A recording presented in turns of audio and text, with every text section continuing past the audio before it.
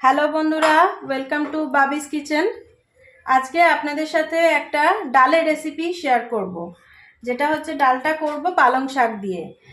পালং শাক দিয়ে ডালটা করতে গেলে লাগবে মুসুর ডাল 1 বাটি মতো ধুয়ে খানিকক্ষণ ভিজিয়ে রেখেছি, আর হাফ বাটির থেকে একটু বেশি বিউলির ডাল।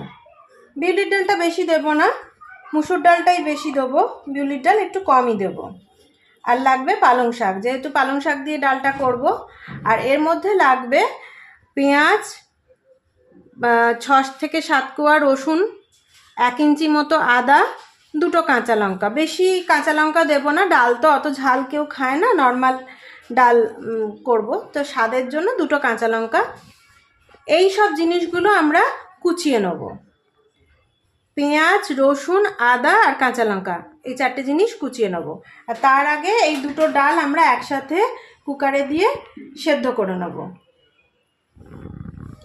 তাহলে চলুন শুরু করি পালং শাক দিয়ে ডাল।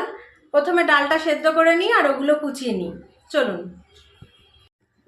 এবার একটা কুকারে ডালগুলো দিয়ে দেবো। একটুখানি ভিজে রাখা, ধুয়ে খানিকক্ষণ ভিজিয়ে রাখা ডালগুলো দিয়ে দেবো। মুসুর ডালটা দিয়ে দিলাম, এবার বিউলির ডালটাও দিয়ে দেবো। দিয়ে পরিমাণ মতো জল দেব, আর একটুখানি 1 পিঞ্চ একটু খাবার সোডা দিয়ে দেবো, যাতে মুসুর ডালটা তো একটু তাড়াতাড়ি হয়ে যায়, কিন্তু বিউলির ডাল অত তাড়াতাড়ি সেদ্ধ হয় না। সেই জন্য বিউলির ডালটা যাতে মুসুর ডালের সাথে সেদ্ধটা হয়ে যায় একসাথে, সেই জন্যে আমরা একটুখানি 1 পিঞ্চ মতো খাবার সোডা দিয়ে দিলাম। এবার এটা 4 থেকে 5টা সিটি দিয়ে সেদ্ধ করে নিতে হবে। চলুন বন্ধুরা, এবার ওই যে জিনিসগুলো কোচাবো সেগুলো আমরা কুচিয়ে নিই, যেমন পেঁয়াজ, আদা, রসুন, কাঁচা লঙ্কা। আমার কাছে একটা হ্যান্ড চপার আছে, সেটা দিয়ে আমরা কুচিয়ে নেব, তাহলে একটু তাড়াতাড়ি হয়ে যাবে হ্যান্ড চপারটা দিয়ে কোচালে। নাহলে আপনারা হাতেও কুচিয়ে নিতে পারেন, কোনো অসুবিধে নেই। কিন্তু এখন তো তাড়াতাড়ির যুগ, সেই জন্য যতটা তাড়াতাড়ি আমরা রান্নাটা করতে পারি, এই হ্যান্ড চপার দিয়ে আমরা এটা কুচিয়ে নেব। এটা করলে কি হবে, অনেক তাড়াতাড়ি এটা কুচানোটা হয়ে যাবে।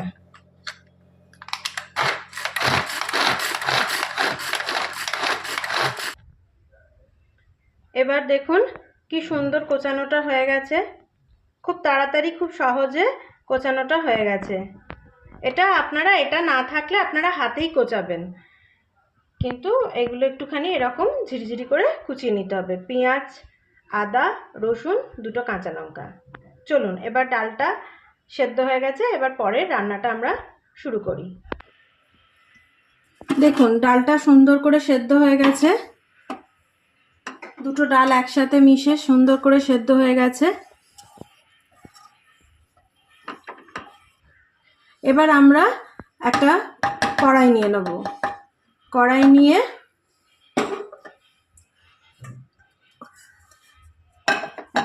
নিয়ে তাতে খানিকটা সর্ষের তেল নিয়ে নেব।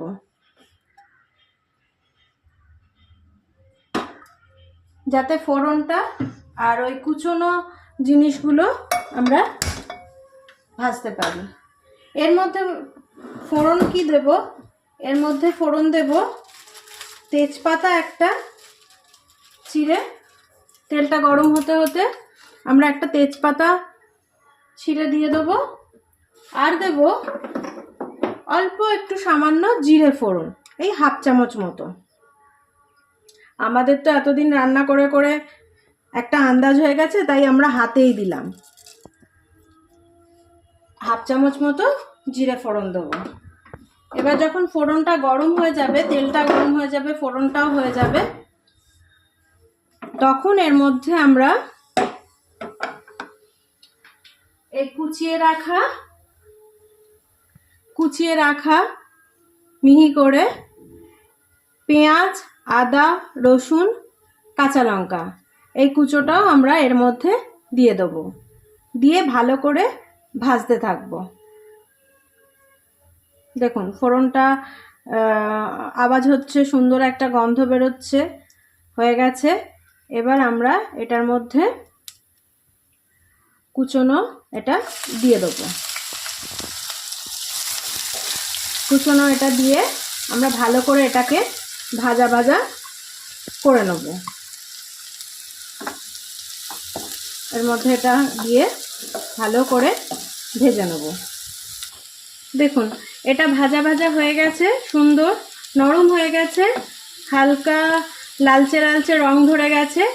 এবার এই ভাজার ওপর আমরা যে পালং শাকটা কুচিয়ে রেখেছিলাম সেই পালং শাকটা আমরা দিয়ে দেবো।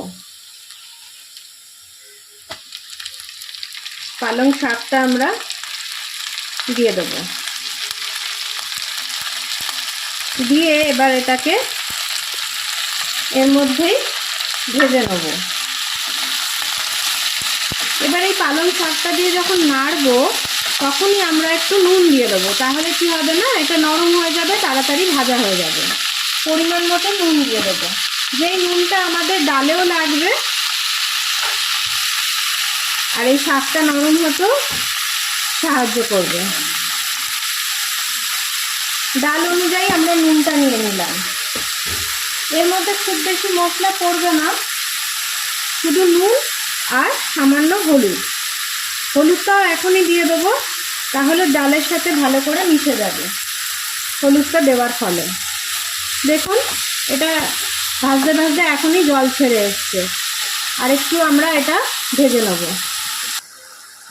দেখুন পালং শাকটা নরম হয়ে গেছে, জলও ছেড়ে দিয়েছে। পালং শাক এমনিতেই নরম, তো সেদ্ধ হয়ে গেছে। আর তার সাথে এরপরে ডালটা ঢালবো, ডালটার সাথেও খানিকটা সেদ্ধ হবে।